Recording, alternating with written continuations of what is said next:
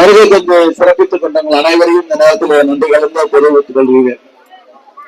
ஒரு பள்ளியில ஒரு ஆசிரியர் பெருமக்கள் சொல்லுவதை கேட்கின்ற பள்ளி என்று முதல்ல திக்கறியாம மாணவ செல்வங்கள் சைலண்டா இருக்கணும். பின் டிராப்ல இருக்கிற பள்ளி தான் சரியான முறையில ஆசிரியர் பெருமக்கள் சொல்லுகின்றதை கேட்கின்ற மாணவ செல்வங்கள் அவர்கள் வாழ்வில் மிகப்பெரிய ஏற்றத்தை அடைய உள்ளார்கள். ஆசிரியர்கள் எந்த அளவுக்கு கவனத்தோடு இந்த பிள்ளைகளை வளர்க்க வேண்டும், தன்னுடைய பெற்றோர்கள் போன்று தன்னுடைய குழந்தைகள் போன்று இந்த மாணவ செல்வங்களை வழிநடத்தி கொண்டிருக்கின்ற இந்த ஆசிரியர் பெருமக்களை எல்லாம் நாம் இந்த மேடையிலே அவர்களுக்கு இந்த நினைவு பரிசுகளை வழங்கியது என்பது எனக்கு கூடுதல் பெருமை. அதே மாணவ செல்வங்கள் வருகை தந்திருக்கின்ற மாணவர்கள் ஒரு டிசிப்ளின் இருக்கணும். முதல்ல தலைமுடி என்ன டிசிப்ளின், தலைமுடிய சரியாக வைக்கணும். ஒரு மாணவ செல்வத்தை நாம் எதிரியாக இருக்கின்றவர்கள் இல்ல பக்கத்து வீட்டுல எங்கேயோ ஒரு நிகழ்வுக்கு நீங்க சென்றீங்கன்னு உங்களை பார்த்து நல்ல பணியன், நல்லா படிக்கக்கூடியவன், நல்ல திறமையானவன் என்று எடை போடுறது முதல்ல ஏர் கட் பண்றதுதான். இன்றைக்கு அரசு பள்ளிகள்ல நிறைய நான் பள்ளியில இப்போல ஆண்டு விழா நிறைய நிகழ்ச்சிகளை கலந்து கொள்கின்றேன், தனியார் பள்ளியிலும் கலந்து கொள்கிறேன். அரசு பள்ளியில முன்ன மாதிரி இல்லாம இன்றைக்கு அரசு பள்ளியினுடைய மாணவ செல்வனுடைய வாழ்வில் மிகப்பெரிய ஏற்றத்தை காண வேண்டும் என்று தமிழ்நாட்டினுடைய முதலமைச்சர் எண்ணற்ற திட்டங்களை அரசு பள்ளிக்கு கொண்டு வந்திருக்கார். இன்றைக்கு கூட குறுகிய கால பட்ஜெட்ல கூட பாத்தீங்கன்னா அதிகப்படியான 48 கோடி ரூபாய் மதிப்பிலான இன்றைக்கு நிதியை ஒதுக்கியிருக்காங்க. இது எதுக்காக ஒதுக்குறாங்க? மாணவ செல்வங்கள் நல்ல முறையில் படித்தவர்கள் வாழ்க்கையில் முன்னுக்கு வரணும். தனியார் பள்ளியில படிக்கலையே அப்படின்ற ஏக்கம் இருக்கக்கூடாது. அரசு பள்ளியில் படிக்கின்ற மாணவ செல்வங்களும் நல்ல முறையில் வாழ்க்கையில நல்ல இடத்துக்கு செல்லணும் அப்படின்ற எண்ணத்தை அரசு பள்ளியில் இருக்கின்ற மாணவ செல்வங்களுக்கு எண்ணங்களை உருவாக்க வேண்டும் என்பதுதான் இன்றைக்கு இது போன்ற ஆண்டு விழா. இது வரைக்கும் இது முன்னாடி ஆண்டு விழா எல்லாம் கிடையாது. பிரைவேட் பள்ளியில தனியார் பள்ளிகள்ல தான் ஆண்டு விழாக்களை நடத்திக்கிட்டு இருந்தாங்க. இன்றைக்கு இதை நடத்துறோம்னா அரசு பள்ளியில் நடத்துறோம்னா மாணவ செல்வங்களுடைய மனநிலைமையை மாற்ற வேண்டும். அதனாலதான் இன்றைக்கு எண்ணற்ற திட்டங்கள், நான் முதல்வன் திட்டம், தமிழ் புதல்வன் திட்டம் போன்ற திட்டங்கள் மூலமாக இன்றைக்கு உயர்படிப்பு படிக்கின்ற மாணவ செல்வங்களுக்கு மிகப்பெரிய அளவில் இருந்து கொண்டிருக்கிறது.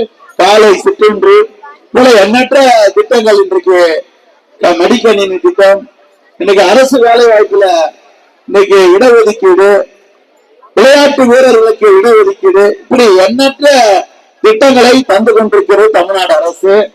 தமிழ்நாடுதான் கல்வித்துறையில பெரிய புரட்சியை செய்து கொண்டிருக்கிறோம். இன்னைக்கு உயர்கல்வித்துறையில சராசரி இந்தியாவினுடைய சராசரி சதவீதம் 27%. ஆனா தமிழ்நாட்டில இன்றைக்கு உயர்கல்வி படிக்கின்ற மாணவ செல்வங்களுடைய சராசரி சதவீதம் 47%.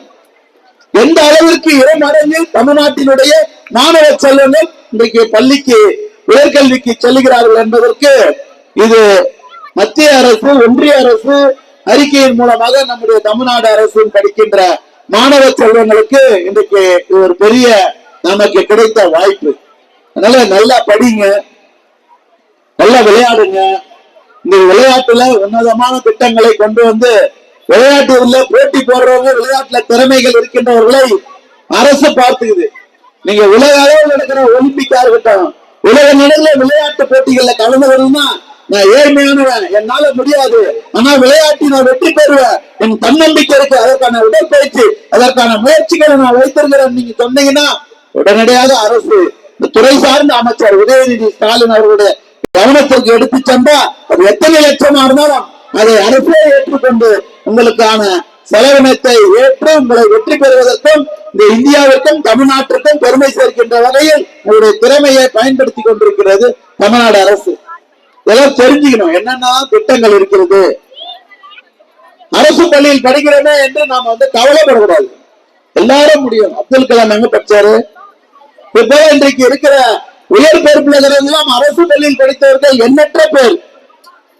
நிச்சயமாக தமிழ்நாட்டினுடைய முதலமைச்சர் இந்த பள்ளியினுடைய ஒவ்வொரு மாணவ செல்வங்களையும் படியுங்கள் படியுங்கள், நாங்க பாத்துக்கிறோம் மீதிய என்றார். இந்த கல்வித்துறையினுடைய அமைச்சர் அன்பில் மகேஷ் பொய்யாமொழி அதான் சொல்றாரு. உயர்கல்வித்துறை அமைச்சர் கோவி செழியன் அதான் சொல்றாரு. நம்முடைய துணை முதலமைச்சரும் நீங்க விளையாடுங்க, விளையாட்டுல நீங்க முன்னுக்கு வாங்க, உங்களை நாங்கள் பார்த்துக் கொண்டிருக்கிறோம். தமிழ்நாடு இன்றைக்கு விளையாட்டு நகரமாக இன்னைக்கு மாற்றப்பட்டு கொண்டிருக்கிறது. எங்கு பார்த்தாலும் மாணவ செல்வங்க விளையாட்டு வீரர்கள் விளையாடினுக்கிறாங்க. அதனாலதான் கண்ணகி நகர் கார்த்திகா நமக்கெல்லாம் பெருமை சேர்த்திருக்காங்க.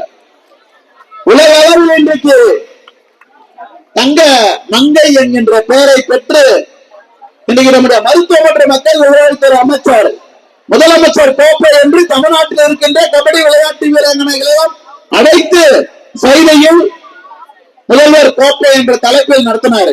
இரவு பகல் ஆட்டம் 3 நாள் நடந்தது. 5 லட்சம் ரூபாய் முதல் பரிசு, 2ஆம் பரிசு 3 லட்சம் ரூபாய், 3ஆம் பரிசு 2 லட்சம் ரூபாய், 4ஆம் பரிசு 1 லட்சம் ரூபாய் கோப்பையில். அதுல யார் அணி வெற்றி பெற்றதுன்னு பாத்தீங்கன்னா கண்ணகி நகர் கார்த்திகா அணி தான் வெற்றி பெற்றது. எதுக்கு சொல்றேன்னா, நம்மால் முடியும் என்கின்ற நம்பிக்கையை தனக்குள் ஒளிந்திருக்கின்ற திறமைகளை கொண்டு வந்து நீங்க பயன்படுத்தணும். ஆசிரியர் பெருமக்களுக்கு சொல்றேன், அலட்சியமா போனீங்கன்னா வாழ்க்கையில நாம எப்படி முன்னுக்கு வர முடியும்? பெரியவங்களை மதிக்கணும், பெரியவங்க என்ன சொல்றாங்க காது கொடுத்து கேட்கணும், மற்றவர்கள் உதவுகின்ற எண்ணத்தை உருவாக்கி கொள்ள வேண்டும். இன்னைக்கு பல நிலைகளில் கலை நிகழ்ச்சிகள் நடக்கும்.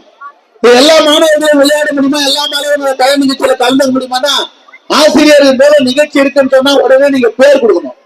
உடனே நம்மளால முடியும், ட்ரை பண்ணலாம். அப்பதான் நமக்குள்ள இருக்கிற எண்ணங்களை வெளிப்படுத்துவதற்கு ஒரு வாய்ப்பு. இந்த வாய்ப்பை நீங்கள் எல்லாம் உருவாக்குவதற்கு தான் இது போன்ற ஆண்டு விழா. நம்ம பள்ளியில 30 விழாவா நம்முடைய தலைமை ஆசிரியர் இதுக்காக பெரிய அளவில் முயற்சிகளை மேற்கொண்டிருக்கிறார். விளையாட்டு போட்டிகளை நடத்திருக்கிறாரு. தமிழ் கூடல் மற்றும் இலக்கியம் என்ற நிறைவு விழா இந்த ஆண்டு விழா. 30 விழாவாக இன்றைக்கு இந்த பள்ளியில் சம்மஞ்சேரி அரசு மேல்நிலைப் பள்ளியில் நடந்து கொண்டிருப்பது நானும் இதில் கலந்து கொண்டு பெருமை அடைகின்ற வகையில் உங்களோடு சேர்ந்து மாணவ செல்வங்களை நீங்கள் இன்னும் மென்மேலும் வளர வேண்டும். உங்களுடைய எண்ணங்கள் எல்லாம் நிறைவேற வேண்டும். உங்களுடைய பெற்றோர்களுடைய கனவுகள் எல்லாம் நீங்கள் நிறைவேற்றுகின்றவர்களாக அமரருக்கு உங்களை நீங்கள் தயார்படுத்திக் கொள்ள வேண்டும் என்று அன்போடு கேட்டு இந்த நிகழ்வை ஏற்பாடு செய்து நடத்தி கொண்டிருக்கின்ற தலைமை ஆசிரியர் உள்ளிட்ட ஆசிரியர் பெருமக்கள், இந்த குழந்தைகளுக்கு நிகழ்ச்சிகளுக்கு கலை நிகழ்ச்சிகளாக இருந்தாலும், அது பாட்டு பண்றமாக இருந்தாலும், அதற்கு பாட்டு எந்த விதமான இந்த கலை நிகழ்ச்சிகளாக இருந்தாலும் இதற்கு உறுதுணையாக இருந்த அந்த கலையை கற்றுக் கொடுத்த ஆசிரியர் பெருமக்களுக்கும் இந்த நேரத்தில் நன்றி தெரிவித்து, இந்த SMC குழுவில் இருக்கின்ற தலைவர் உள்ளிட்ட நிர்வாகிகளுக்கு, உரை அமர்ந்திருக்கின்ற பெற்றோர் ஆசிரியர் கழகத்தினுடைய ஒட்டுமொத்த நிர்வாகிகளுக்கும் மீண்டும் ஒரு முறை நன்றி கூறி, நம்மால் முடியும் என்ற நம்பிக்கையோடு உங்களுடைய வாழ்க்கையில் நீங்கள் உங்களை தயார்படுத்திக் கொள்ள வேண்டும் என்ற அன்போடு கேட்டு வாய்ப்பளித்தமைக்கு நன்றி கூறி விடைபெறுகிறேன். நன்றி. அனைவரும்.